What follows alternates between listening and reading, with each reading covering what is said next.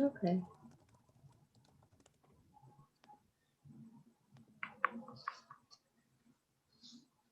Script.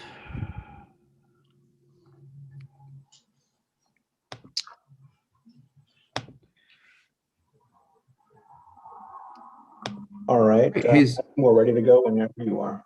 All right, let's do it. All right, welcome everybody. It's great to see everyone here. It's great for the Land Use Committee to join forces with the Housing Committee for the HPD presentation this evening. So my name is Adam Herkey. I am the chair of the Land Use and Waterfront Committee. I'd like to welcome you all to another meeting here digitally for CB6. This, as I said before, this is the joint meeting of the Land Use and Waterfront Committee and the Housing and Homeless Committee. This meeting is called to order at 6:33 p.m. Tonight, we are joined by Housing and Homeless Committee Chair Corinne Vanderdunk and District Manager Jesus Perez. Members of the public, you can raise your hand. You can raise any questions or comments that you have through the Q&A feature on Zoom.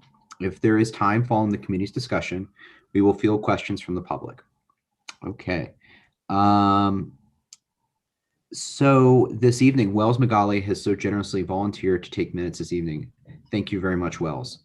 Committee members, here to remind you that there is a doodle poll to sign up for future committee meetings to take minutes. Okay. At the direction of the board chair, each committee meeting must have a designated minutes taker and a designated backup just in case. And so in order to eliminate the guesswork and whatnot, please see the doodle poll. Okay, we will now take attendance by roll call. Jesus, will you please conduct a roll call? Yes. All right. I will call your name. Please unmute yourself and say present if you're here. Jim Collins. Jim Collins. Adam Hartkey. Here. Thank you. Molly Hollister.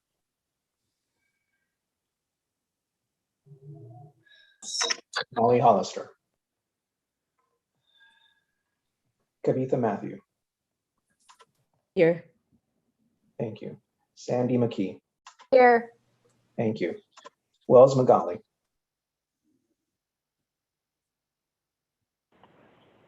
Here. Thank you. Jean Santoro. Here. Thank you. Larry Shire. Here. Thank you. Ann Seligman.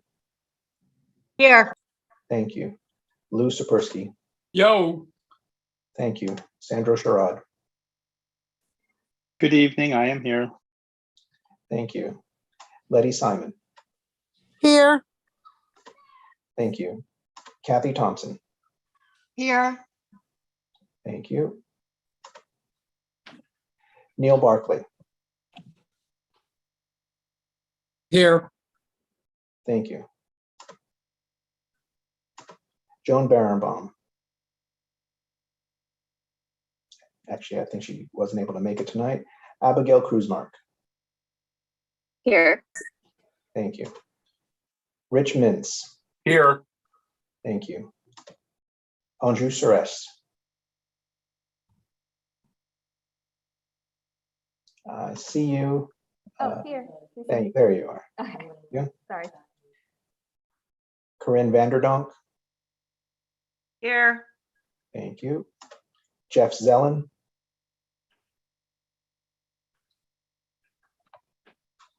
Jeff Zellen.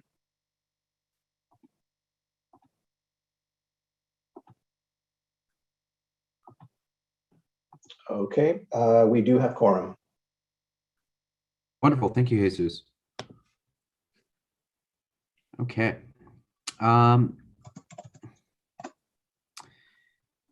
Okay. Sorry, I lost my place. Okay, the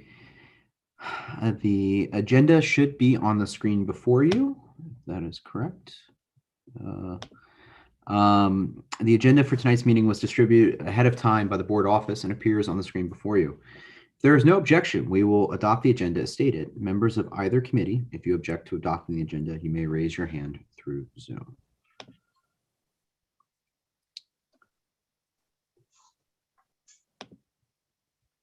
Okay, excellent. Seeing none, we're going to move on. Excuse me. Sorry, I lost my spot. Okay, seeing no objections, the agenda for tonight's meeting is adopted. Okay, the minutes from March 22nd for the Land Use and Waterfront Committee, a meeting were distributed ahead of time by the board office. If there is no objection, we will adopt the minutes as drafted. Members of the committee, if you object to adopting the minutes, you may raise your hand through Zoom.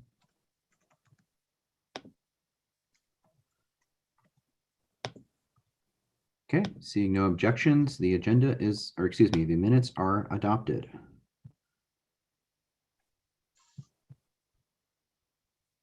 Sorry, I keep clicking out and I keep losing the script. Okay.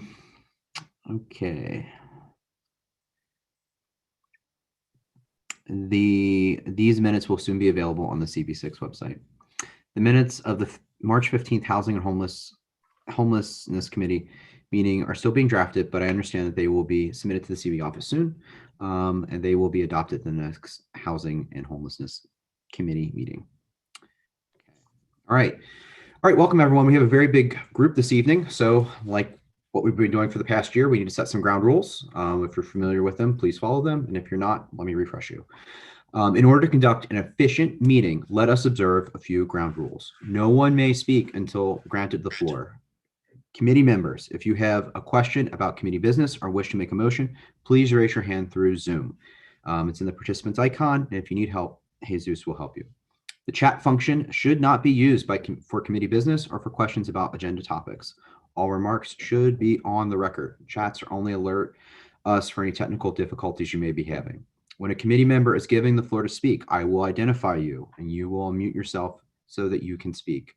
We are required by executive order to create a verbatim transcript of the meeting, so please keep your questions and comments succinct and germane to the discussion. Okay, let us dive into this evening's agenda. All right, up first is a presentation on the proposed ULURP action to sell Department of Homelessness Service owned building at 225 East 45th Street to project renewal and redevelop the site into a new 21-story multi-use family that includes a 171-bed shelter for women, 130 new units of supportive/affordable housing, and a public medical clinic. We are joined tonight by a very large group from HPD and other affiliated groups. And so with that, I'm turning it over to our representatives from HPD who would like to have the floor. Good evening. My name is Vianda Simmons. I'm the Director of Manhattan Planning Division at HPD. Thank you so much, Community Board 6, for hosting our presentation tonight. We don't come before Community Board 6 often. I've been at HPD for 7 years, and this is our first project presentation. So we're excited, and we're excited to work with our development partners as well. And as we're getting the presentation up, I will now turn over the presentation to Joan Huang, who will begin. Thank you.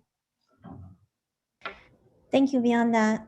Good evening, Committee Board 6 and committee members. My name is Joan Huang, a borough planner with HPD's Manhattan Planning Division. I'm joined by my colleague, Vianda Simmons, Director of Manhattan Planning, and our development partners tonight.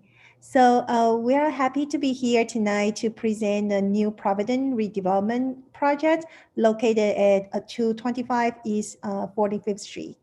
The site is currently owned by DHS, so HPD is advancing this project in partnership with DHS and the project renewal.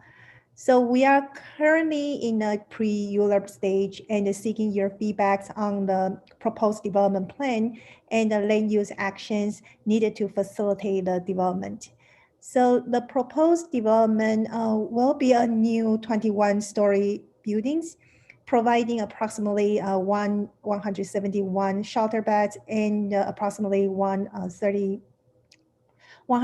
supportive affordable housing units with on-site social service and a ground floor medical clinic. So The land use action to facilitate the development include the disposition of a city-owned land and the site selections. So now I will turn the presentation over to our development partners for further details of this project. Hi, everybody. I'm Eric Rosenbaum. I'm the president and CEO of Project Renewal. I'm excited to be here with our team to present this project. I'm joined by Jody Rudin, who is our Executive Vice President and Chief Operating Officer, by Paul Woody, who is our Vice President of Real Estate, by Kadon Grinnell, who is our Vice President of Programs, and by Shannon Potts, Senior Director of Programs. Let me give you a brief introduction to Project Renewal before I turn it over to Shannon to introduce the project. We have been around for about 54 years, excuse me. We are one of the city's most significant providers of shelter, supported housing for homeless single adults. We house about 1,000 individuals a year in 7 DHS homeless shelters. Including, by the way, the city's only shelter for LGBTQ young adults located up in the Bronx. We also have developed, own, and operate supported housing buildings that house another 1,000 individuals here in Manhattan and in Brooklyn. We're one of the largest providers of health care to homeless New Yorkers, treating about 13,000 unique individuals last year. I'm including some pretty groundbreaking programs around COVID, including vaccination delivery throughout the city. And we operate some unique workforce development programs, including the Culinary Arts Training Program. It's a 6-month intensive that prepares people for really rewarding careers in food services. That has grown into a social purpose enterprise called City Beat Kitchens, which makes and delivers about 3 million meals a year to homeless New Yorkers in around 30 shelters throughout the city. And the Next Step internship program that relies on the life experience of people who are homeless or have been homeless, helping them prepare for careers in human services, working with homeless folks. So we bring all of this incredible breadth of experience and services to help single adults, many of whom are challenged with mental illness or substance use issues, to help them achieve the maximum amount of independence that's possible in their lives. We are very, very excited to be here today to talk to you about this project.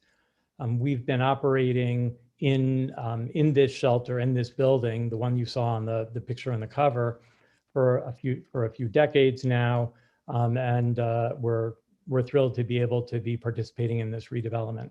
I'm going to turn this over to Shannon Potts, who will talk about what our plan is here. Shannon? Hi, good evening, everyone. My name is Shannon Potts. I'm the Director of Programs, Project Renewal.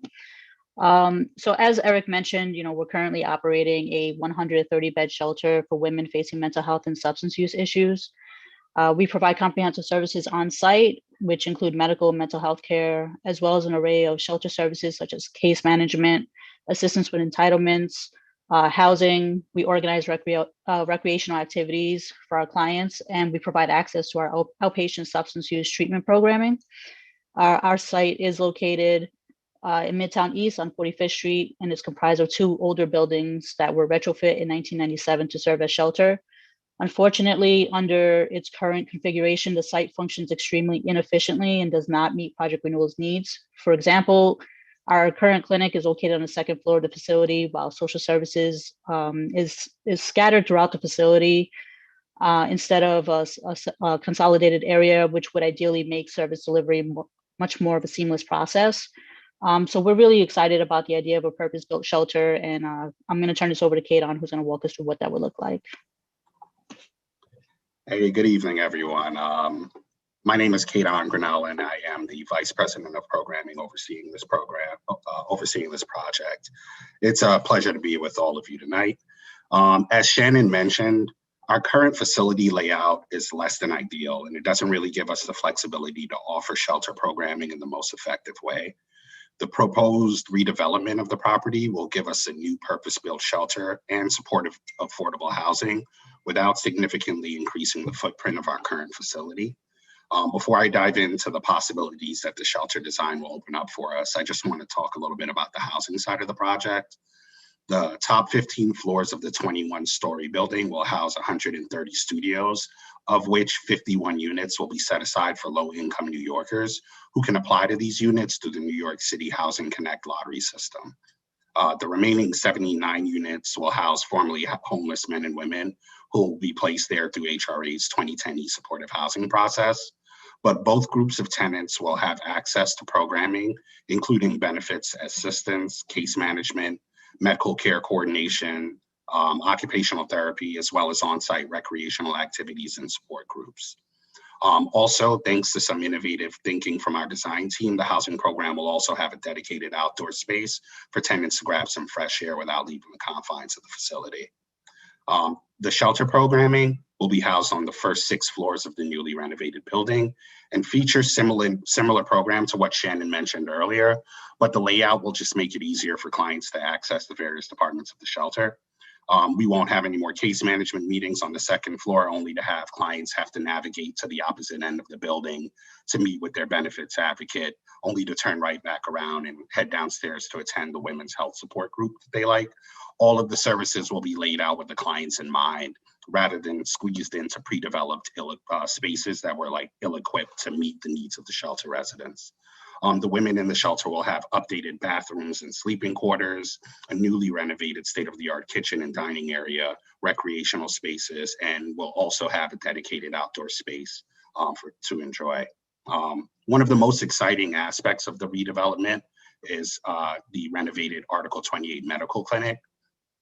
The space will be located on the building's ground floor and serve our housing and shelter residents as well as the community at large. In our current facility, as Shannon mentioned, the clinic is located on the 2nd floor of the adjoining building, tucked away in a corner off of the main hallway. It makes it nearly impossible for people from the community to take advantage of the resource, as they would need to navigate the maze of the shelter and all of our security protocols to get up there. Now, folks from the community who are in need of primary care services will be able to walk in through a dedicated street-facing entrance.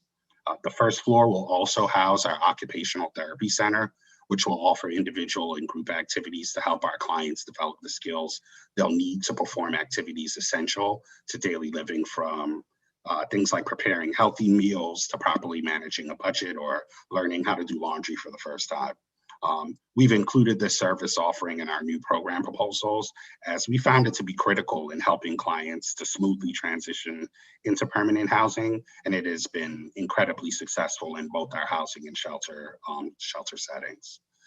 That pretty much sums up how we'll be using the new space from a programming perspective.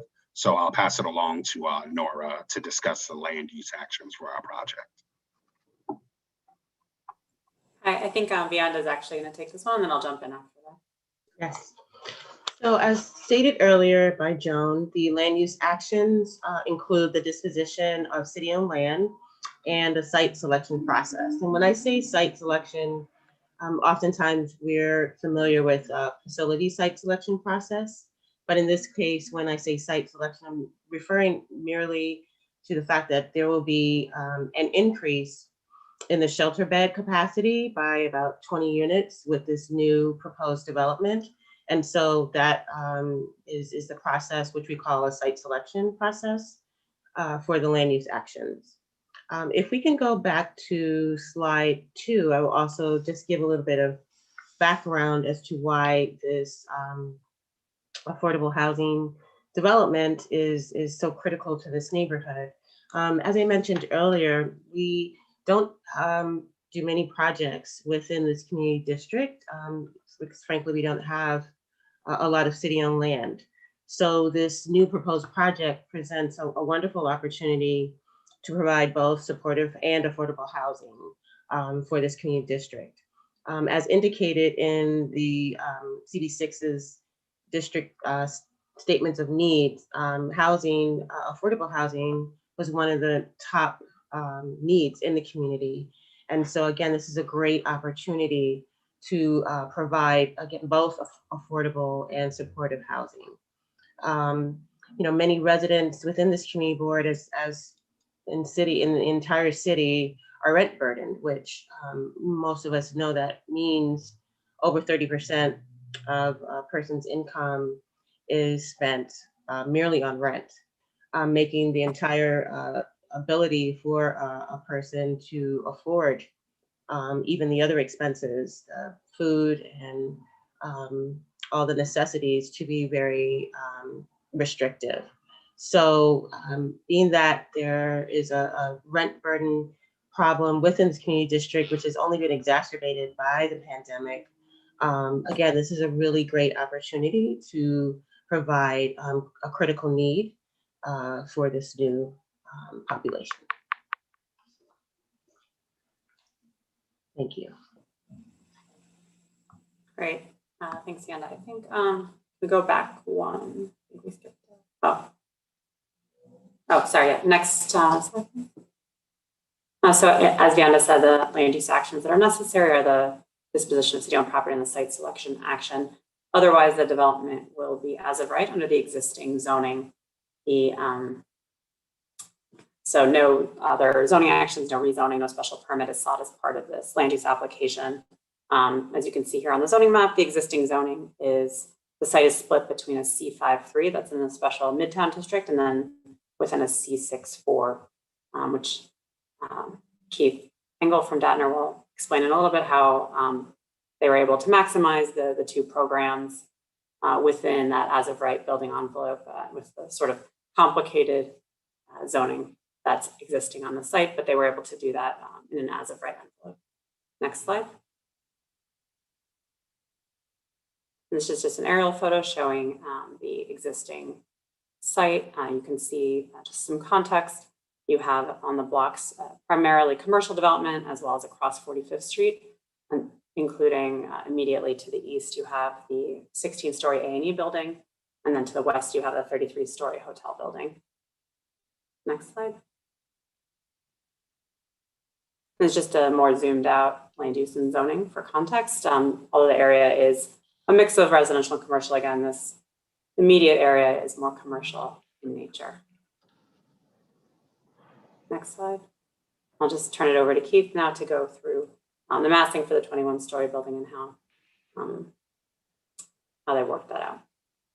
Okay, thank you, Nora. Good evening, everyone. I'm Keith Engel from Datner Architects. I'm the project manager for the project. So just kind of walking through the site plan as you see on this slide. So this illustrates the proposed as of right massing for the building that we arrived at, with a 7-story base that then steps back to a tower that rises to a height of 21 total stories. So you can also see the building's contextual relationship illustrated with its adjacency to the 16 through 33-story towers that are immediately surrounding. We also indicated the district boundary between the C5-3 Special Midtown and the C6-4 districts that Nora had alluded to. Next slide, please. And with that, I'll turn it back to Project Renewal very quickly. Yeah, hi everybody. My name is Paul Woody. I'm VP of Real Estate. Just quickly, this is a program chart that shows the different uses and that are going to be in the building and the square footages allocated to each of them. The yellow is the clinic, the ground floor clinic that has been talked about previously. The light blue is the shelter, and the light red is the supportive housing. So you can see from this chart the different programs that are going to be included in this building that Kadon and Shannon alluded to that we're very excited about. Some notable things in the shelter are the occupational therapy space, so about 1,000 square feet on the ground floor, activity rooms for the clients, a commercial kitchen, and a dining room within the shelter. And then in the supportive housing, as we talked about, there are 130 studio units for tenants, as well as social service support space and a lounge and multi-purpose room that are located on the 7th floor where tenants will enter the building. Next slide, please. Okay, so with that, I'll take everybody through the plans. So basically, as Paul mentioned, as a general rule in the presentation, the red illustrated items pertain to the supportive housing. The blue is the shelter. The yellow is the Article 28 clinic, and the green is the occupational therapy spaces that are overlapping between the clinic and the shelter zones. So the seller plan is indicated on the left. This accommodates the various utility and service functions for the shelter and the supportive housing components. Over on the right is the first floor plan. You'll note that the supportive housing, the shelter, and the clinic have individual entries. The shelter entry to the west, supportive housing to the east, and the clinic entry at the center of the plan. The public-facing clinic occupies a significant portion of the ground floor. And as I mentioned, zones in the plan that are green are shared between shelter and clinic. Next slide, please. So these two plans highlight the second through the fifth floors. The second floor plan is indicated on the left. This plan comprises the more communal programs required for the shelter residents. A dining room is located along the front facade with a commercial kitchen at the center of the plan. An exterior roof terrace is provided at the rear of the building for passive recreation for both the shelter and the supportive housing residents.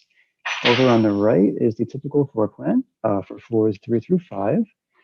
We're providing 57 shelter beds per floor within 5 10-bed dorm rooms, 1 7-bed dorm room, for a total of 171 shelter beds on these 3 floors. Next slide, please.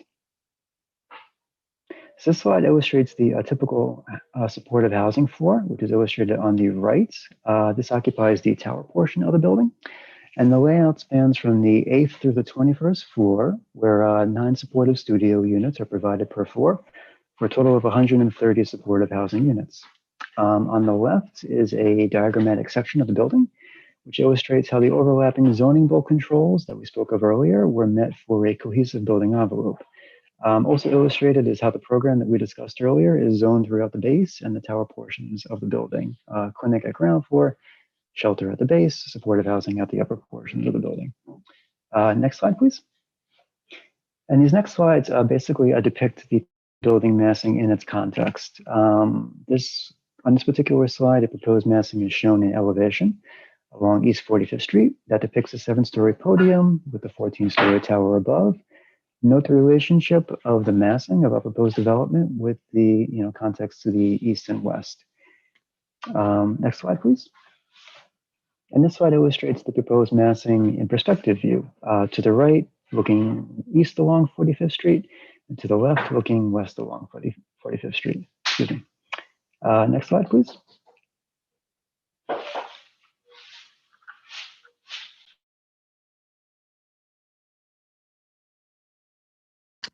So before we go to Q&A, I just wanted to also indicate a proposed timeline. We are targeting a fall certification timeline for this project. So I don't know if anyone else has anything to add. If not, then we'd be happy to move to Q&A. Thank you. And I guess sort of to make everyone in the audience aware, so by a fall certification timeline, that means there's then a 60-day comment period to, I guess, to weigh in, and then it moves forward through the traditional ULURP process. Is that correct? Correct. Okay, great. So for those in attendance, this is sort of just one of the think of it as like an initial step for a future hearing that'll take place in the fall. But the purpose of this meeting tonight and the purpose of this presentation is to get a broader sense of the project and to sort of ask any questions that may pop up. And then during that time, we can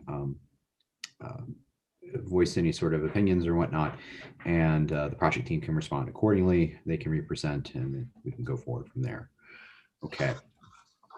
So what I'm going to do is, again, I want to sort of reiterate sort of the ground rules here. So first and foremost, what we're going to do is I'm going to open up to the committee, both of the Land Use and Waterfront and the Housing Committee, and they'll ask questions. Again, you must raise your hand and I must call on you. Please keep your questions and comments succinct and germane. We will then call on questions within the Q&A. Again, please keep those orderly, civil, germane, and succinct, and we'll go from there. Hoping to, again, we'll go through the committee first, and then we'll dive into the QA.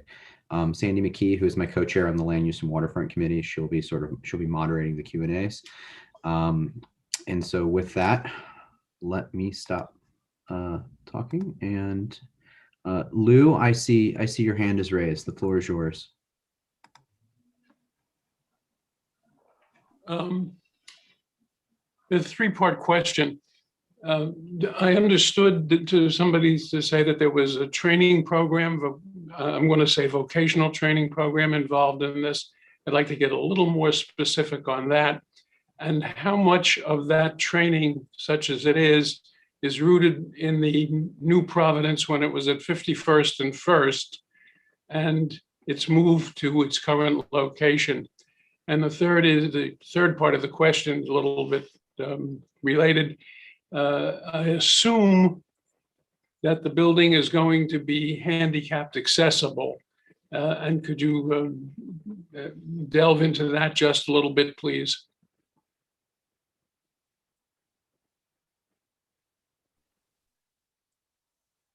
I'm going to ask Jody to speak to the vocational question. I'll say that the culinary arts training program that I was referring to is a program of Project Renewal as an organization. It's not a program that is located specifically at this site.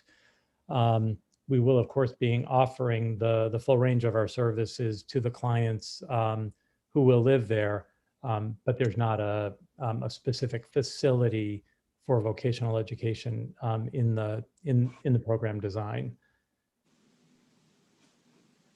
Yeah, just to affirm what Eric said, we will make all of the existing doorways that we have within Project Renewal broadly available to the clients who will be living at this New Providence location. And that's job training in a range of sectors, including the social services sector and our culinary arts training program.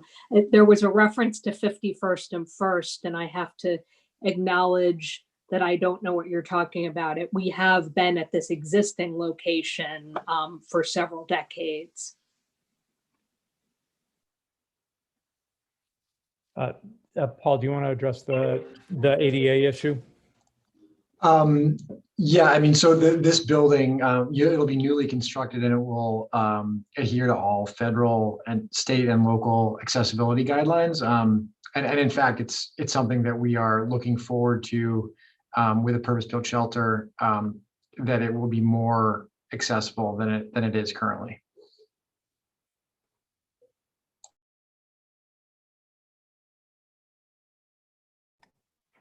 Lou, you're on mute.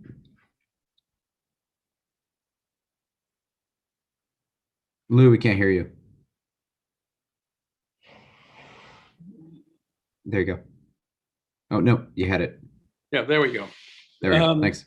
Before it moved to its current location, the New Providence was located at 51st and First. And I'm just wondering if there was any continuity of program from the original location to the new proposed location. I'm sorry to say, I don't know what program you're referencing on 51st and First. We've been at this existing location for more than 20 years. Are you talking about prior to that? Yes, the original location moved 21 years ago.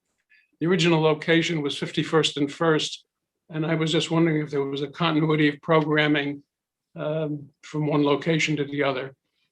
Thank you. Yeah, so I will just in the spirit of full transparency say that I don't think any of my colleagues here with me today have the extent of the historical knowledge that you're displaying. But what I can say broadly is that Project Renewal's mission is to work with our clients to help them, support them in transforming their lives. And the core areas of our mission are working with them around healthcare, housing and jobs. And we will bring that spirit to this new program. We currently have it at the New Providence location, and it's a common thread across all of our programming. So the answer to your question is yes, in spirit. Thank you. Great. Thank you very much. All right. Next, I'm going to call on Corinne because she is the chair of the Housing Committee. And so being chair grants, certain line cutting abilities. So Corinne, the floor is yours.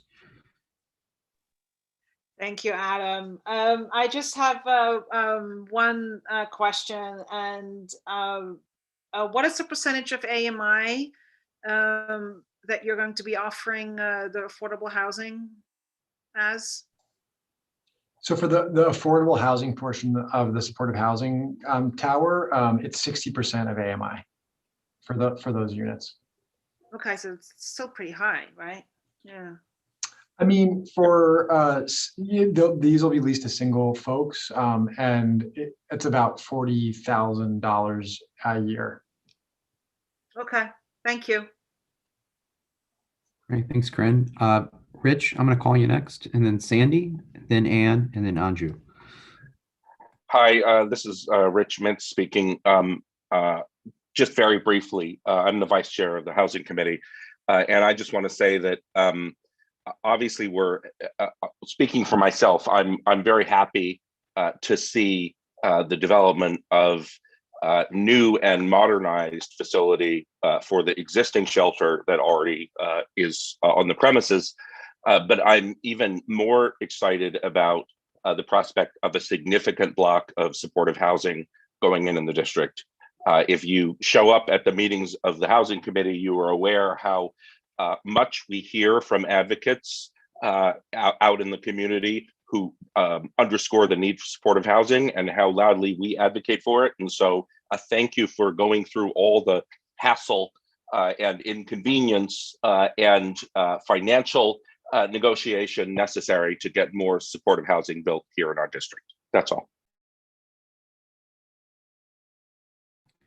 All right. Thank you, Rich. Sandy, the floor is yours. On that note, I think we all really want to see the project go ahead. So one of the questions that has come up is it fully funded to be built?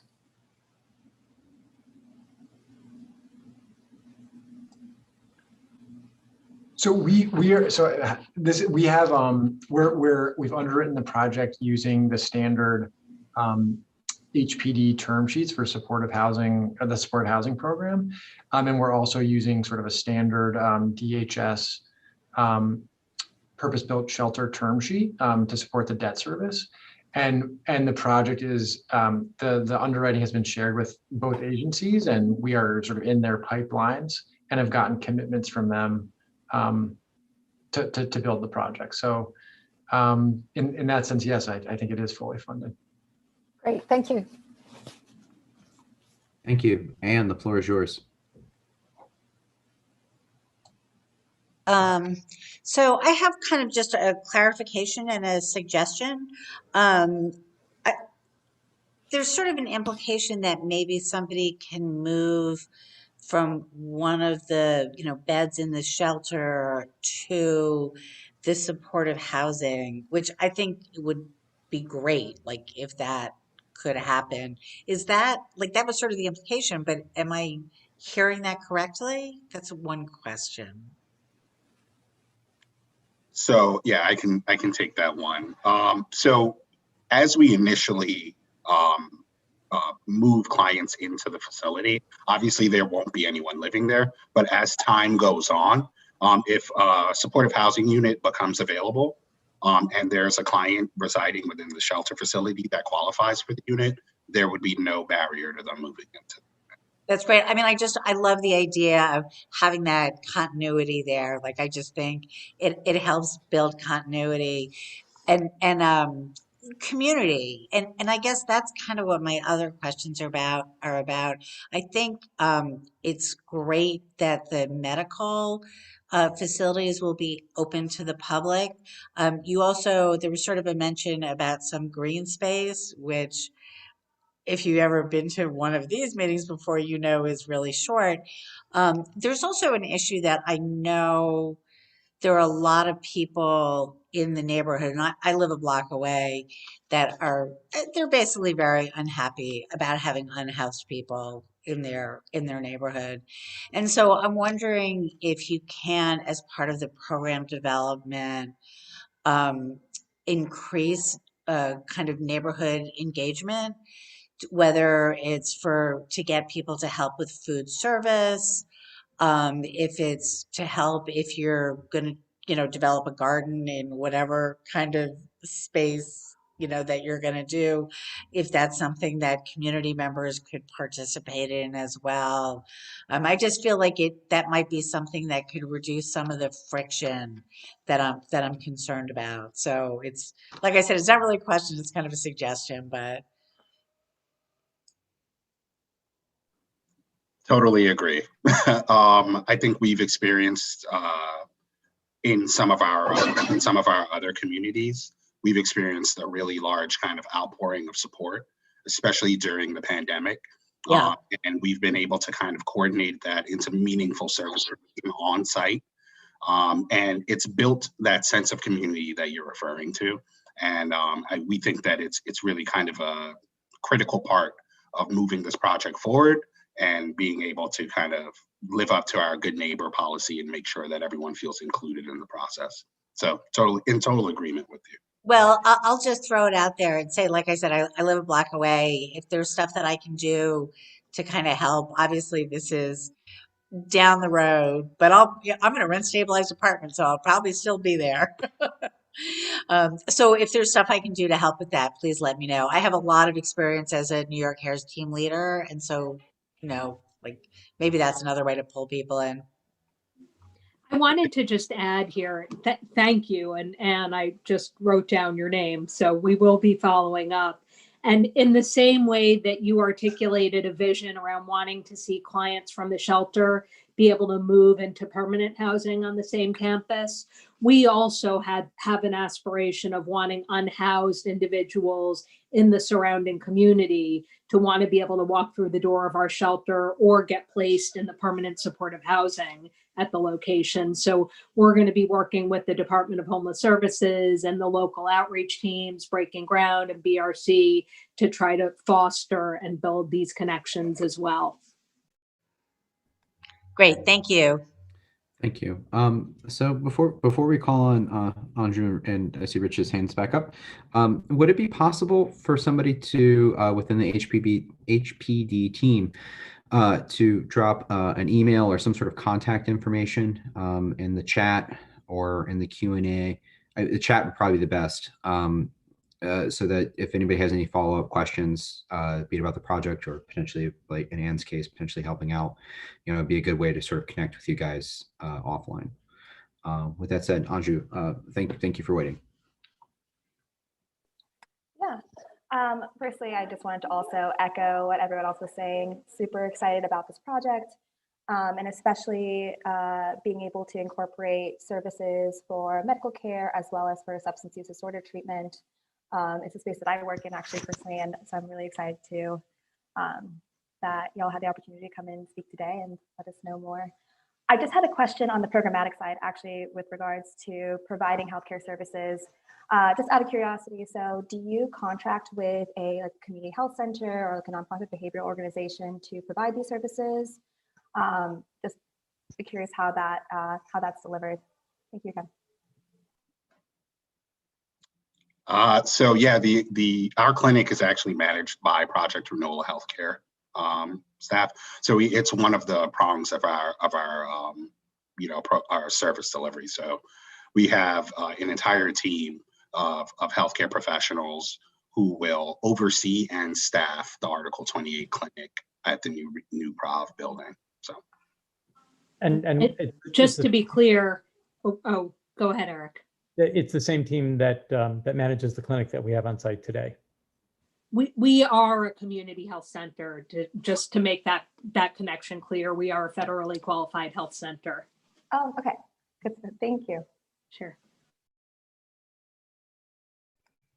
All right, Rich, the floor is yours. Yeah, just to follow up on that, what I was going to ask is, I noticed that the health center is being moved to the storefront space, if I understand correctly. Does that mean that members of the public will be able to use the services of the community health center, capacity permitting, who don't live in the building? Absolutely. And as a federally qualified health center, we serve everyone. It's safety net healthcare. We serve everyone irrespective of insurance status or ability to pay. That's terrific. Thank you so much for that. Sure. Thank you, Rich. Okay, so we have somebody in the Q&A, Catherine Trapani, who is an executive director from the Homeless Services United. So she would like to speak to this project. I believe her insight would, help foster the conversation. So, Catherine, the floor is yours.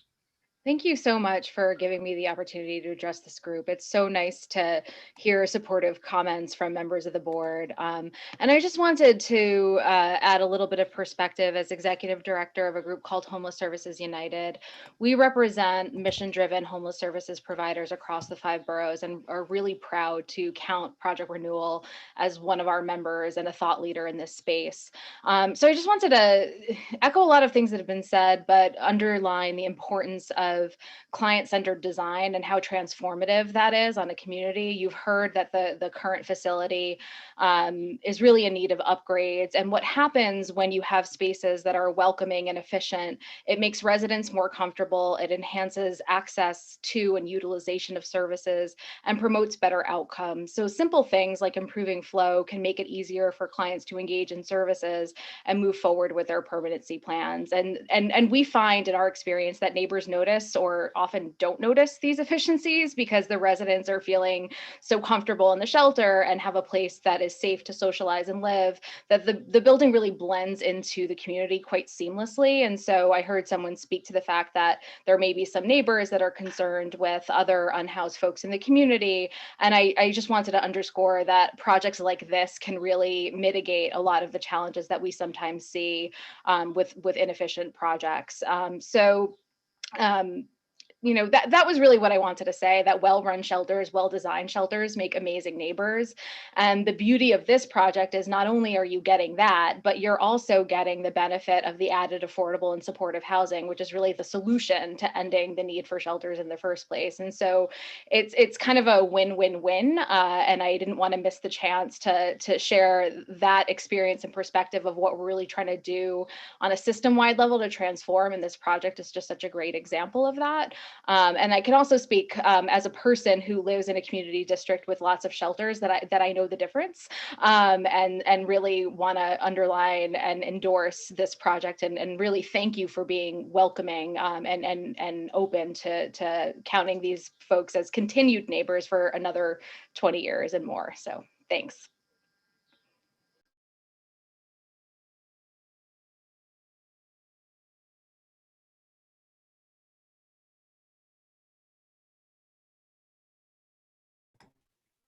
Okay, great. Thank you. So I see Cynthia's hands raised. So because I allowed the previous speaker to speak, I'm going to call on Cynthia, and then after that, I'm going to limit the questions to the Q&A. Cynthia, the floor is yours. Hi, I'm Cynthia Stewart, and I'm the COO at the Supportive Housing Network of New York. We are a membership organization representing 200 groups statewide that run 52,000 units of supportive housing. I want to echo Catherine's comments about how delightful it is to hear all your support for this project. It's spectacular, and Community Board 6 has been so interested in supportive housing and so welcoming to the notion of including it, and we just think that's fantastic. It isn't always the case. So wanted to mark that, and I don't probably need to convince you about the importance and the need for supportive housing. You can see the stats yourself with the number of homeless people in New York City right now, living on the streets, living in shelters. It's abominable. And supportive housing, as Catherine said, is the answer, but you know that already. It's permanent housing with on-site support services that respects the individuality and the dignity of the tenants while providing the support that they want to move on with their lives. And it was born and bred here in New York City 30 some odd years ago by a bunch of nonprofits who recognize that this is how people want to live. People want a place to call their own and whatever support they need to stay housed and stable. So, and it's only grown exponentially since those early days. It is, as you know, also, has been shown to be improves property values because it's beautiful. It sort of has to be more beautiful than your average average building, and built to last, which is also very, very important. And we are big fans at the Supportive Housing Network, as you might imagine. But I just wanted to echo my gratitude to the committee for this warm welcome for supportive housing. Great. Thank you. Thank you, Cynthia. So we have one question in the chat, or excuse me, the Q&A, not the chat. Sandy, would you mind asking HPD representatives that? And then we received 2 questions via email, and then after that, we're going to go ahead and move the agenda along. Yes, there was a question from Scott Baker asking what happens to the current residents until the new building is opened. Hi, this is Leilani Irvin. I'm the Manhattan Borough Director for the Department of Human Services. I can take that question. So DHS intends to stop referrals to the facility in advance of the construction, and then we'll make efforts to assist the remaining shelter clients with referrals and transfers to permanent housing, just to minimize the number of clients who will have to move out due to the redevelopment. So for those clients for whom the permanent housing options have not been identified, DHS will transfer the clients to other facilities in our portfolio based on proximity to their prior addresses. So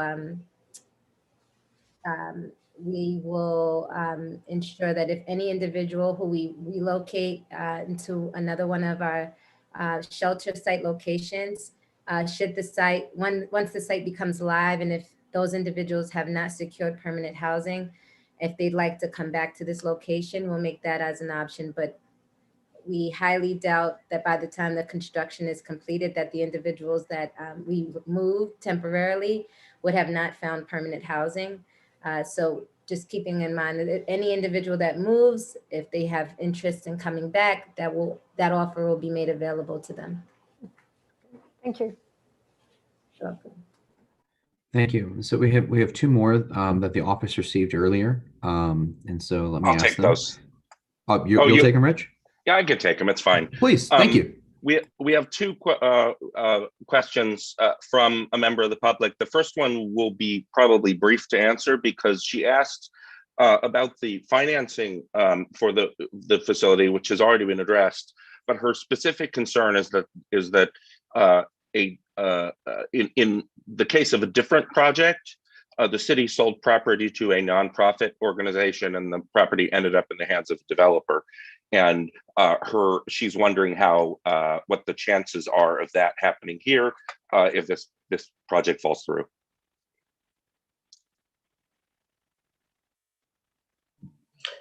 So again, in the previous case, the site was supposed to be conveyed to a nonprofit and somehow shifted to a developer as opposed to a nonprofit entity? Yes. I don't know the specifics. That wasn't in the question. Okay. What are the chances of that? I mean, very low. Okay. Very low. Yeah, this is a great development team.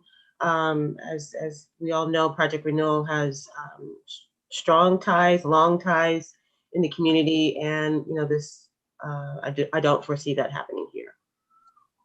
Okay.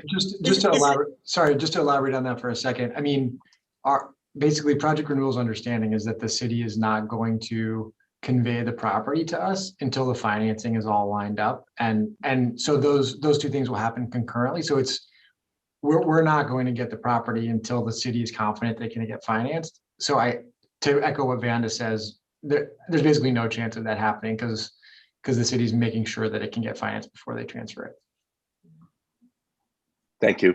Anne, did you have a comment on this before I continue? Yeah, I kind of feel like it's not really whether you have the financing. I guess I have not heard about this previous instance, but it seems like, is there some, I would want something contractual in the conveyance that ensured that, basically it couldn't be flipped in a year. Mhm. Yeah, and again, these are great questions. I'm not, it had to have been some sort of unique situation that happened in the past. But I mean, we have, all of our regulatory agreements, our land disposition agreements that really confirm that there are certain regulations that are in place. And if these regulations and conveyances deviate, then the property deviate from what was agreed upon in terms of having this site go to the appropriate sponsor, which in this case is Project Renewal. The project would be reverted back to the city. And so the city has zero interest in having the site revert back to the city. Definitely want to foresee the advancement of this project to a great community service provider. So again, in that situation, maybe there were certain unique circumstances that resulted in the project going to a developer, but again, I don't foresee that happening in this case. I do want to just jump in here and clarify one point. So Project Renewal is the developer and owner of the project. But for the development period, we have a sort of a joint venture partner, Monadnock Development, and Frank Dubinsky and Eunice are on the call from Monadnock, and they have a contracting arm, and so they will also build the project, but they will not be long-term owners in the shelter after it's completed. But it's a way for us to get a contractor in early to make sure the building gets built well and on time and on budget. And Monadnock has a great reputation, and we're excited that they're part of the team. Thank you. And the other question, briefly, this member of the public expressed concerns about Project Renewal's ability to run this facility responsibly. She noted that in the current shelter, there have been issues with keeping the elevator functioning, and she noted, I don't know anything about this, I'm just passing it along, the death of a resident that happened in the shelter. And I'd just like to ask Project Renewal to comment briefly on why it is confident that it can run this project responsibly. So the current building is city-owned, and it has to be maintained by the city to some extent. So as is the case with almost all of the city-owned shelters, there's a huge deferred capital that makes it almost impossible to fund capital repairs in those buildings. So while Project Renewal operates the shelter, we're not in a position to actually implement capital repairs like that, which is one of the reasons why it's so important to convey this building to us as owners, so that we're in a fully accountable position and have the ongoing funding, including capital reserves, to be able to make capital repairs in the future. Okay, so basically you're saying that building a new building that is under your control will enable you to manage the capital infrastructure as in a suitable way. Absolutely, and that's what we do in all of the projects that we own today. Where we're in the ownership position, we're fully accountable and responsible for maintaining the building in good shape, and we do that. And if you were to search for violations on our buildings, you'd find that we're in excellent shape in all of the buildings that we own and operate. Thank you. Thank you. Adam, I'm going to pass the baton back to you. I don't know if you have other questions. Okay, so there's one question that came underneath the wire in the Q&A, and then after that, we are going to move the agenda on. If you have any more questions for the HPD team, Jesus has posted the contact information within the chat. Feel free to contact them with any follow-up that you may have. All right. So from Kim Baker, what percentage of the population is anticipated to have mental health issues or substance abuse issues? And is this facility equipped to manage those issues as it affects the community? The answer is yes. The shelter is actually designated for women who have mental health and or substance abuse issues. It's the exact same population that we are housing in the shelter today. So the services that we'll be providing are the same ones that we're providing today, only in a better physical environment. I don't know if Jody or Kadon or Shannon, you want to say more about that?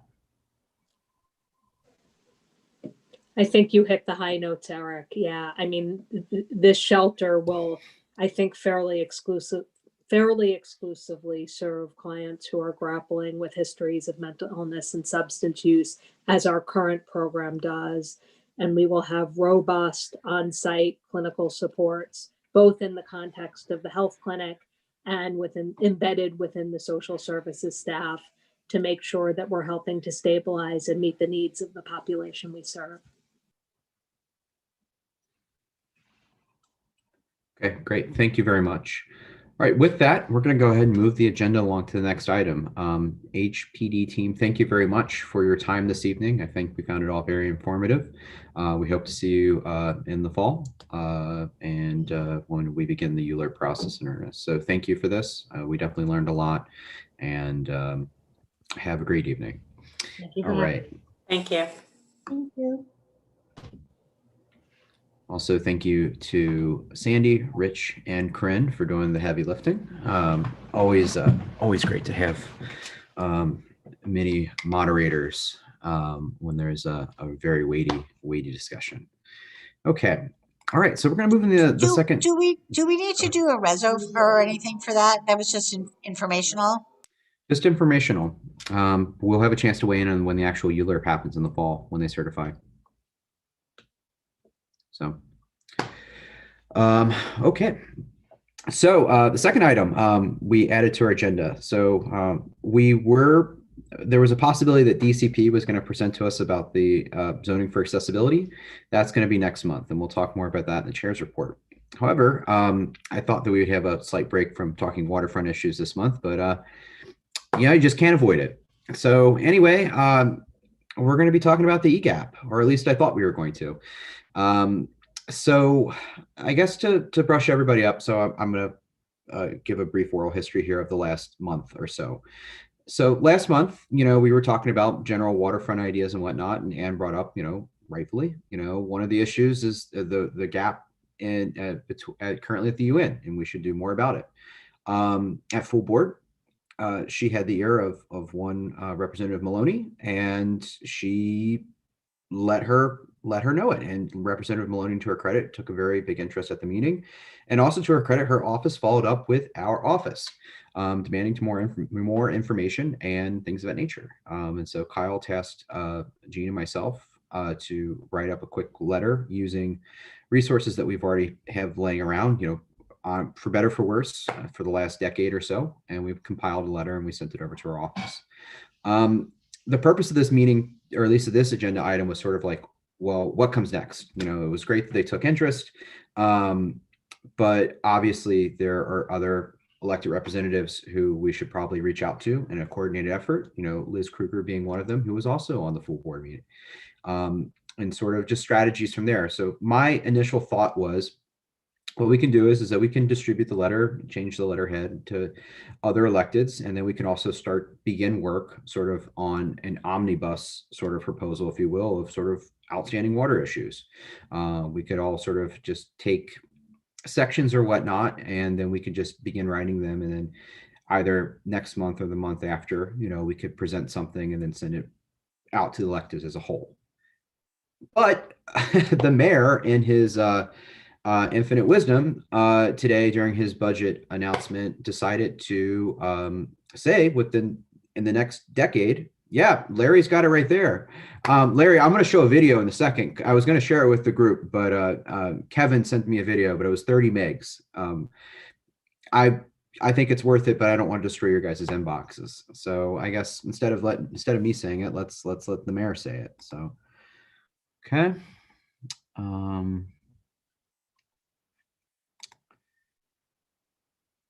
Okay. All right. Oops. Here we go. Can we see?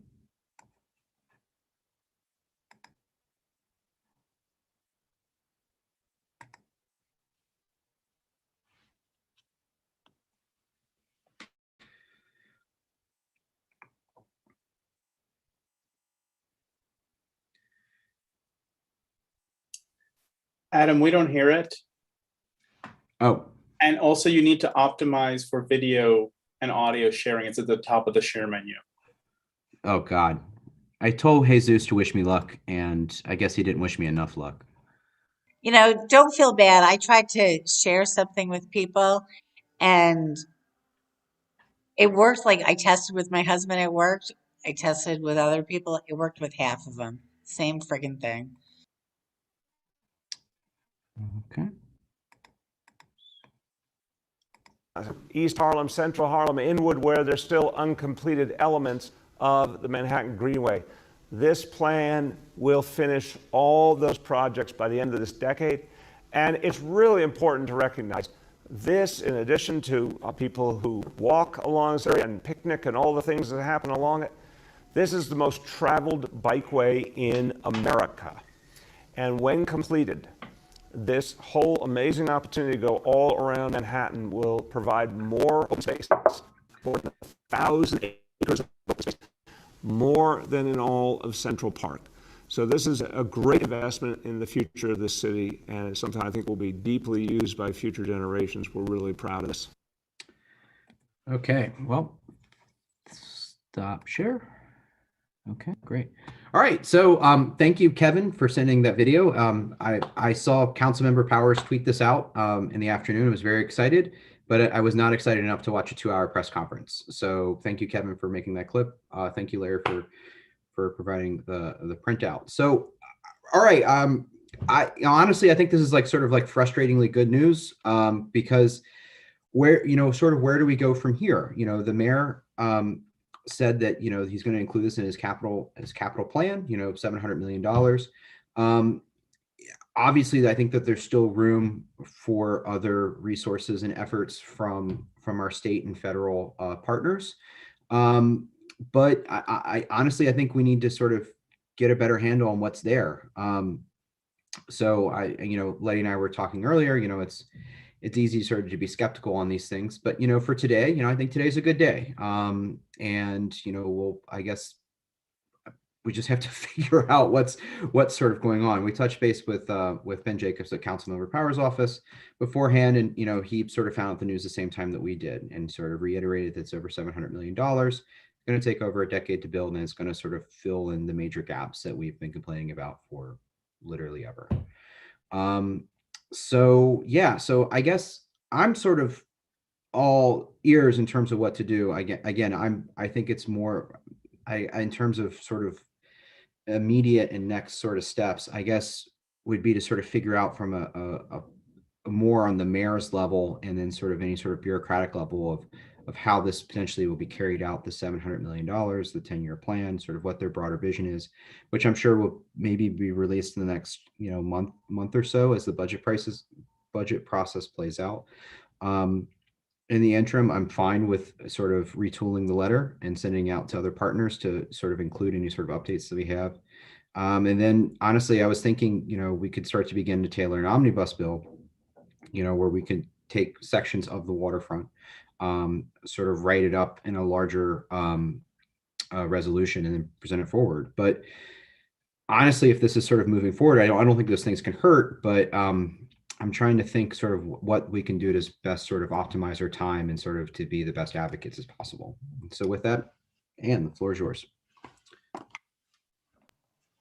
Hey, so I am kind of taking seriously something we've joked about in the past about like, so, where are we going to get $700 million, right?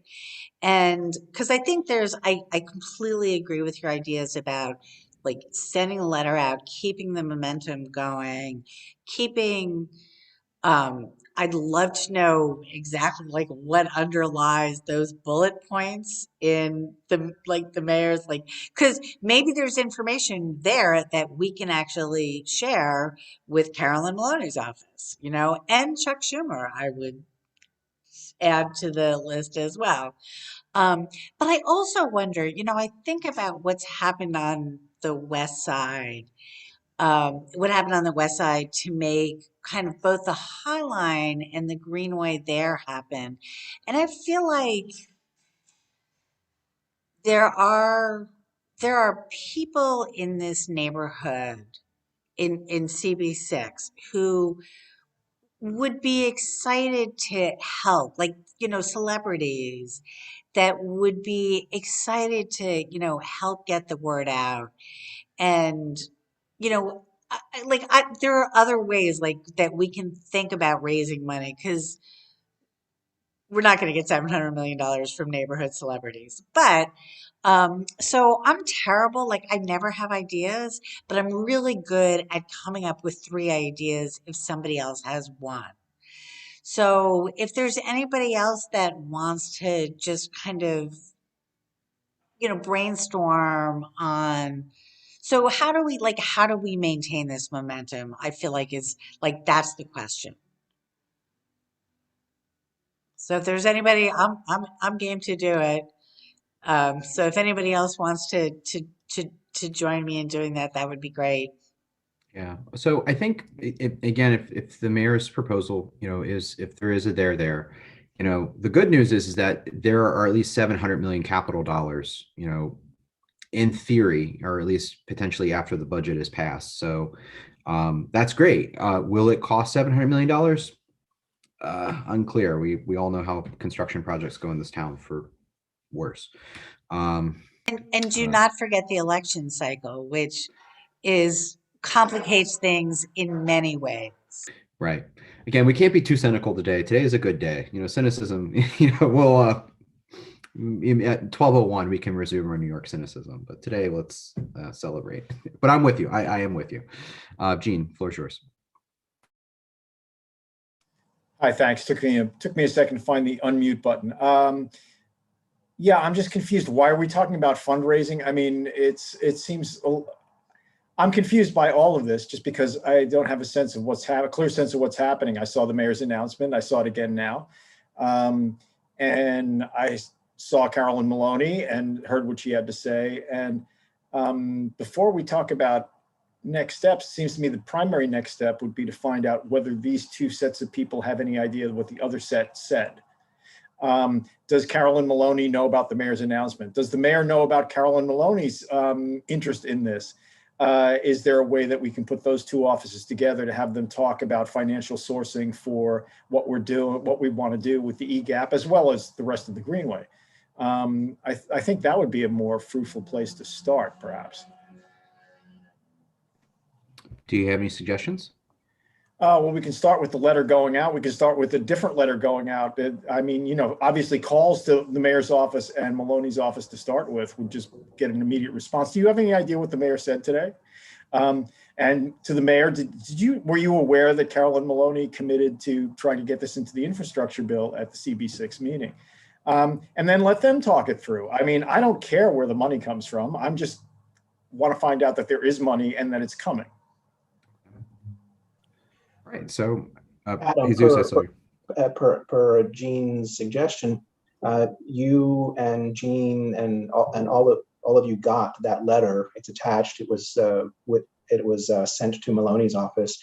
You probably could just take that letter, forward it over back to Maloney's office, and include our rep to the mayor's office, and sort of say, "Hey, in light of what happened today, let's start talking," type of thing. And that may be that could be done tonight. If you guys still want to write an additional letter, that's something that you guys can sort out amongst yourselves. But even just tonight, since you guys have that letter and it's already attached to an email, that's one way to start. Yeah. I mean, I think that sounds like a great thing to do. It seems like the easiest. I don't know if we need extensive rewrites, but you know, it's Jesus, I'm happy to work with you to sort of send that over to the respective offices tomorrow or whenever. Okay. Larry, the floor is yours, and then Letty. I'm in agreement with Jesus's suggestion. I think that would really jumpstart the conversation. Great, thank you, Larry. Letty. I'm in agreement with that as well. Okay, I agree with Jesus's suggestion. I think we should go slow and be sure of what we're doing. And first, let's see what's going on out there, and do gather due diligence, and just keep all of the electeds involved. I think we have to coordinate with all of them and keep them informed that this is going on, so that we have a body of electeds that are working with us, and those are our advocates, because that's how we can get the money.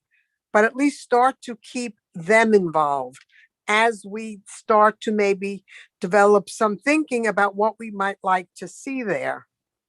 And in terms of what Anne mentioned about fundraising, that's a little bit further down the line, because once we have something to talk about, that's when you go to people and ask them for money or to start some kind of a conservancy. I don't think it can be done through the board, but I think all of those suggestions are excellent. But I think we ought to have a strategy and a time, and not so much a timeline with dates, but the order in which priority in which we're going to do things. And I think we could start by informing the electeds. I think that's great. I agree. That's it. Thank you, Letty. All right, Anne, and then Kavitha. So I'm sorry, I was thinking as I spoke, and I certainly don't think we should not do any of the things. Like, we should definitely do all the things other people have mentioned in terms of coordinating, making sure that the elected officials, but I feel like we will have a better chance. I feel like we need to keep the momentum going on this. And if that means if there are other ways to do that, that involve people besides the electeds, I think that coming up with ideas, just even coming up with ideas about how to do that, or just kind of checking that out, like maybe that's not it's not too radical an idea. So again, I'll think about it. If nobody else thinks it's a good idea, nobody else will think about it. It'll be fine. Yeah. Well, I mean, the good news is I think we have some time, you know, talking with Ben Jacobs today, you know, this is going to be a multi-year planning effort, you know, to sort of, there are plans and things that are there, but, you know, hopefully not too long of environmental review, but just building it out, you know, so there is time. Kavitha, the floor is yours. Thanks, Adam. I was just going to jump in and say, building on what Letty said about determine what we want to see there. I think that's really important. I think just focusing on kind of what we were doing, if we rewind back to our last meeting or before, when we were talking about taking on different pieces of the waterfront and what we want to see and how we want to deal with those. I think we shouldn't lose sight of that. I think we need to keep doing exactly that and let hopefully this, you know, great wave of momentum happen beside that. Because if we can come up with something really inspiring or like, you know, an idea that catches the interest of everybody, the electeds and community, I think we'll have more likelihood of getting that done. That's all I want to say. I think we should just keep going. I think that's a great point, you know, and I think there's other ways to sort of build off of that. I don't know, maybe we could have, when the time is right, maybe we could have an in-person rally or something on the waterfront, or God only knows what. But yeah, I think I'm hoping, I guess a roundabout way of saying is that I think today is truly good news. I'm hoping this is the beginning of something like real and good. And I'm hoping that, you know, we get our chance to sort of build upon that, you know, not just in terms of momentum of getting the money and things, but actually like building from the ground up, you know, a new connection of the waterfront, you know, that we and future generations can benefit from. So thank you, Kavitha. So I think kind of to segue this a little bit, so next month I had planned to sort of discuss budget items. And if you go back and look through our budget items, a good deal are waterfront related, you know. So that is another thing too. Again, we're not going to tackle it at this meeting. We can start to begin to work on it and discuss it more in earnest next meeting. Sort of how we want to amend those, you know, as we sort of get a little bit more information, we can sort of retailor those current requests or potentially dream up something new to sort of complement the momentum that's being laid. Okay. All right. And so with that, I think immediate next step is that, so we'll work with Jesus. We'll make sure that the respective offices at least get what we wrote, and hopefully they can begin to coordinate. And then from there, we will sort of discuss, continue to sort of to dream and other sorts of things. And we'll definitely be in contact via email and whatnot before then. And we'll discuss more in earnest with our budget request for next month. And my Microsoft Words resetting. Interesting.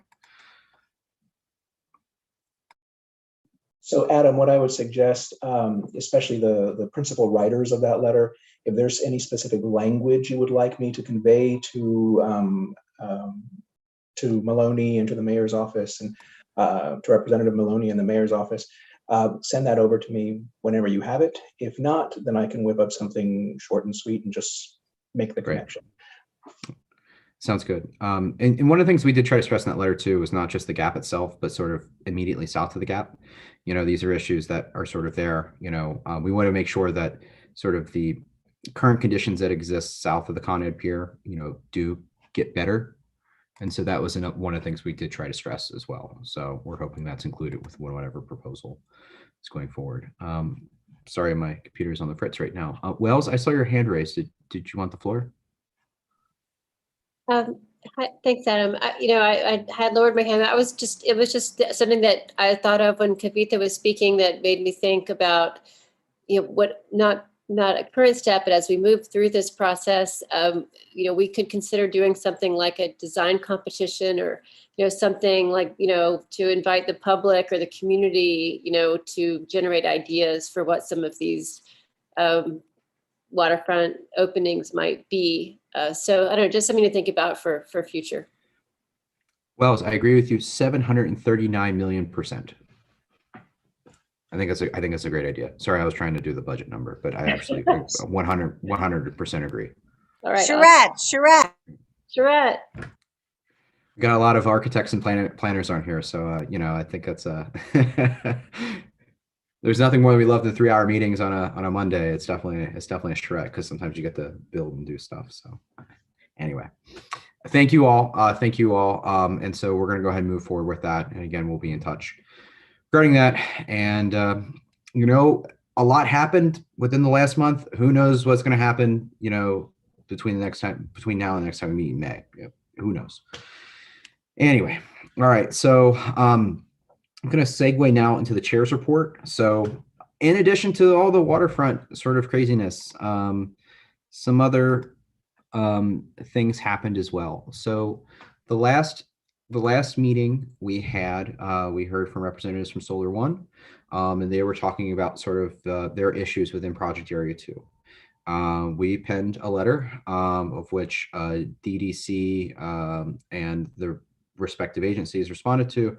And then the long and short of it is they actually had a meeting about a week ago today, give or take, where Solar One's representatives were sort of working out sort of solutions with the team. There were sort of an airing of grievances.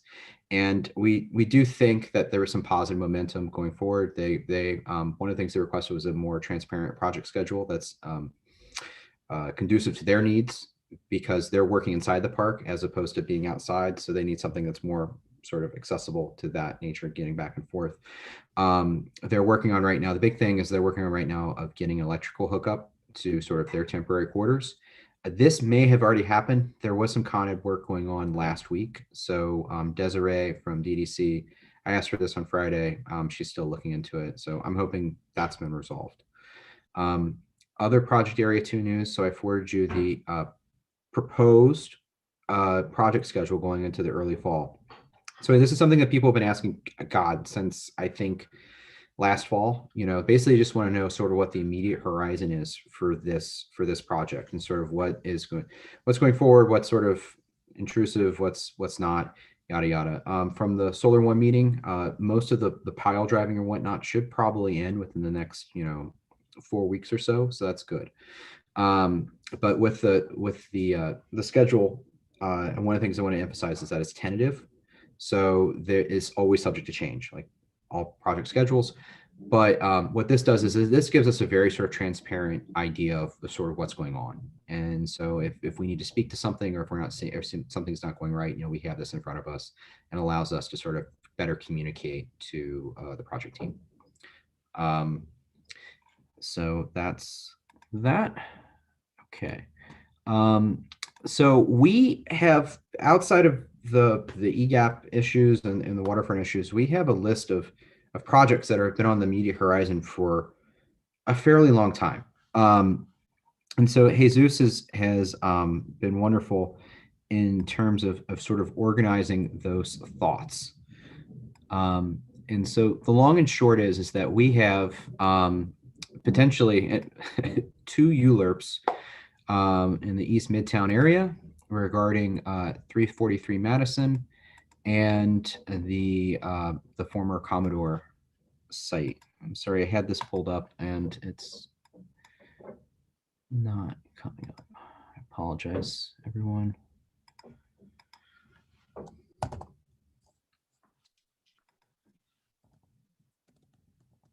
So anyway, Sandy can speak more to the CB5 status with the 343 Madison, if she'd like to jump in.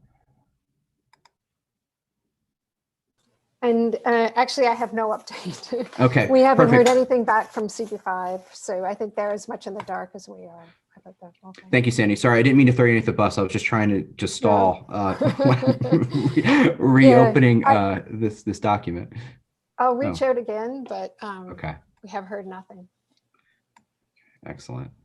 So we have that on the horizon in terms of our Adam, I review just sent there. you a link to it again. Okay, thanks. It's just not loading for whatever reason. In the chat. Oh, in the chat. Yeah. Okay, because I have it open. Okay, there we go. Finally, thank you. All right, apologies. Okay, and so the other East Midtown building is the old Commodore. Kyle and I had a brief meeting with the project team on Friday. They gave us sort of a brief update of that project, and so this Jesus has diligently been working back and forth with DCP and seeing if we can actually get a formal review. As most of you know, this project is wholly within CB5, even though it's right on the border, and yeah, and so there will definitely be a series of impacts and whatnot. So I think Jesus, correct me if I'm wrong, but we're pretty close to seeing. We're pretty close to. We assume that we're going to get a review. No, we've heard back. We've heard back officially. The project will be referred to us as well as to CB5. Excellent. Thank you very much. And so, so we hope to, this potentially could be on the next month's meeting for 5/24. So it is likely to certify on 5/17. And so if this does, the office will keep you up to date. And we'll distribute any sort of materials that we may have. Encourage you all to sort of look into the project and to see, just to sort of get acclimated with it. So when they do come to us. Okay. And so with that said, there are also other text amendments that DCP needs to present to us. One of those being next month as well, 5/24. And this is due on 6/14. And so this is for the zoning for accessibility text amendment. And so this is an effort by the MTA to basically provide additional zoning bonuses for projects who can build accessible equipment to access the subway. Jesus did some digging. I think there's only really 3 sites within our district that this would be applicable to. So even though why this is a very exciting sort of thing, for mass transit and accessibility in the city, its sort of reach, I think its immediate reach within our district is probably going to be limited. But however, still very important. So we'll hope to hear back from our DCP reps next month. And so then Jesus then compiled question marks. And so these are sort of text amendments that have been floating around for like the last a few weeks, few months of some of the important issues that have developed over the last year. One is the open restaurants text amendment. CB8 heard this originally, but however, this was not an official DCP presentation. This was just them sort of exploring on their own. There is the fresh to text amendment. Cody, in one of his last acts before he left, I recall him saying that this actually doesn't apply to us. So again, we'll keep you updated if it does. The health and fitness text amendment, this certainly does apply to us, and this certainly does apply to this committee.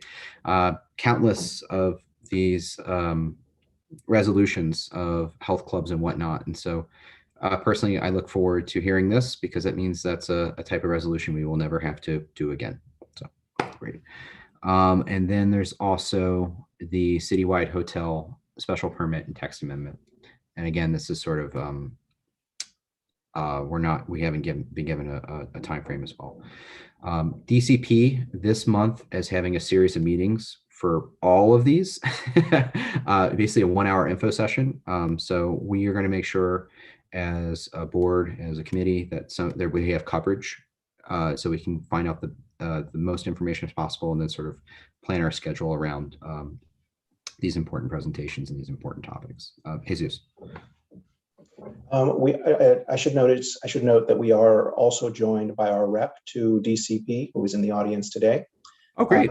I think you've articulated everything we know, but if I've gotten anything wrong, Aska, feel free to jump in whenever you want and correct the record. But I think we've got it. Hi, Aska. Sorry, I didn't see you there. Usually when Bob Tuttle was here, we'd always just hey, Bob, what do you got? So.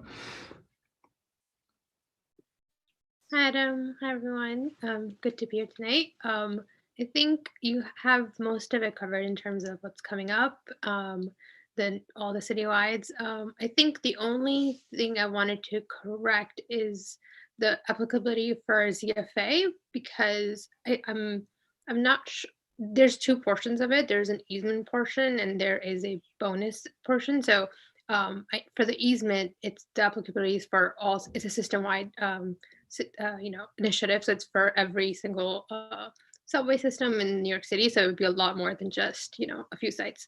The bonus portion is a bit more selective in terms that it's within 500 feet of an accessible of an eligible station that's also within R9 and R10. So that does narrow down the applicability. I'm not sure exactly how many sites, but just wanted to clarify that. Thank you for the clarification. I think that was the last portion that I was thinking in my mind in terms of the limited sites within the district. Okay, great. And because I haven't been talking enough, I'd like to share something with you guys that I found on the internet today. So there was, no, never mind. I'll just email it to you. Anyway, in addition to hearing about Mayor de Blasio's sort of waterfront plans, there also will be a discussion about a Green New Deal for the FDR. So this will be hosted by NYU, and it will be some experts, I believe somebody from the Manhattan Borough President's Office will be there to speak in terms of what we should do about this. Again, we talked about what we can do for the waterfront, the FDR, we've talked about this ad nauseum. We have to do something about it. So I think this would be a great thing in terms of planning long-term, both for sustainability and for pleasure. This would be something, I think that we should address, maybe not next month, because it sounds like we're going to be here for 4 hours, but, further on down the road. And so that's all I have. Again, I'll email that to you. But thank you, Jesus and Oscar, for providing me support for this chair support. Okay. Is there any old or new business? Oh, excuse me. Pardon me. I see Anne and then I see Sandy. Yeah, it went a little fast, but I wanted to thank you for the update on Solar One last week. And I wondered if we'd heard anything since then, if you or if the board office, does it sound like the situation has improved at all? I think definitely the lines of communication have improved. They now have more. They have temporary quarters. They have the porta-john. They have stuff that is able to serve as a replacement for the temporary building. I think that they were able to have clear lines of communication and to definitely work some things out. The big thing for improvement was the electricity. I asked on Friday. I haven't heard back. They're still looking into it. I'm hoping it's fixed, but I'll ask again. And when I hear something, I'll let you know. Thanks, Adam. Yeah. Sandy. As keeper of the chat, I just wanted to note that there are 3 questions from Scott Baker, which unfortunately I don't think we know the answer to. Okay. He asks, how do we build a greenway if there's no money? Is there Hurricane Sandy money left? And does it rely on Biden's infrastructure? And we just don't know. Yeah. I think that's the bottom line. And Kim Baker asked what members of the community can do to help push forward this idea that we really need to close the gap. And my guess is contact your elected officials. Yeah, that's Let them know how serious we are. absolutely. And that was it. Oh, thank you, also, Sandy. Thank you for. And also subscribe to the CB6 newsletter, because whenever meetings are coming up that deal with this topic, we will certainly put it there and in our weekly updates about meetings, so that the members of the public who are interested in these topics can attend those meetings. Great. Thank you, Jesus. Okay. All right. So with that said, I think that technically counted in the chair's report. Is there any old or new business? Okay. All right. I see Sean Vakil has their hand raised. I'll go ahead and call on you, Sean. Hey, Adam, how are you? Great. How are you? I'm doing well, thank you. I'm a little bit late to the meeting, and I apologize to everyone if I'm asking a question that's already been answered. But I believe the name of the project is Commodore, for the demolition and replacement of the Grand Hyatt on 42nd and Lex. Have there been additional land use meetings for that? I was at the CB6 general meeting, and I'm really concerned because, I mean, as I sit here right now, I'm listening to jackhammering outside of my building. The Chase Manhattan project on Park Avenue has 24-hour jackhammering, and we've got DOT and DEP that are supposed to be enforcing these things, and I've continually made complaints, and their enforcement of the noise regulations and noise mitigation has been laughable. Sure. So I want to really, obviously one person is not going to be able to stop a Commodore project, but as we start to agree to certain things that they're allowed to do, I think it's really going to be really important for us to have the community to have a voice into how these permits are going to be issued for demolition and construction, as far as hours and enforcement. I mean, I've made complaints then, Okay. Yeah. All right. Yeah. Thanks, Sean. So 2 things. One, we most likely will be hearing representatives from this project at next month's meeting. So please feel free to attend. And then 2, if you have any sort of complaints or whatnot, I would recommend that you sort of contact the board office, and they can direct those complaints accordingly. Yeah, I've done that, and realistically, this might sound bold, but it's either the DEP or that is sending people to administer this, and they're either lying or they haven't gone, because they're coming up with noise readings that are even below just what ambient noise is in New York, and it's not possible for them to be recording the numbers that they're providing me. So I'm making complaints and I'm getting stuck in bureaucracy that is either not actually up to the task of enforcing these laws. And you know, I don't really, I'm really frustrated as a just as a member of the community, as a taxpayer, as a citizen. Like, you know, I'm encouraged to file complaints with. I've filed probably 8 different complaints, community boards. Okay. All right. Thanks, Sean. I'm sorry. So with that said, I encourage you to attend next month's meeting when we discuss that project more in depth. Okay. All right. Thank you. Okay. With that said, do I have a motion to adjourn? So moved. Second roll call. No second roll call. No second roll call on the. For but committees. So moved on adjournment. Yep. Okay, great. I thank you all of you for your time. I think it was a very productive meeting, and we'll be in touch on many of these projects, both in terms of the letter and then for all the stuff that's going on next month. So